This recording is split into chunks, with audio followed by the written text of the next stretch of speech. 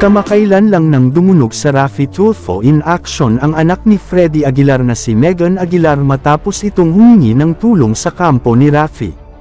Matatanda ang pinangako noon ni Raffy Tulfo na tutulungan niya ito.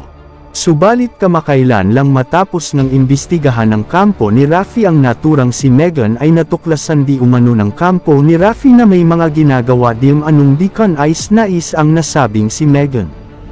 Ito ay ang pagsisinungaling di umano na gumagamit siya ng ipinagbabawal na gamot.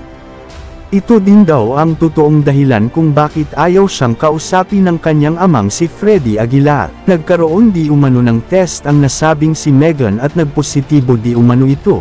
Nabanggit na ito kamakailan ni Raffy na kung magne-negative ito ay tutulungan niya itong si Megan. Subalit matapos ng malaman ang lahat ay pawang kasinungalingan lamang ito. Sa ngayon ay inaantay pa ang pahayag ng kampo ni Megan sa naturang balitang ito.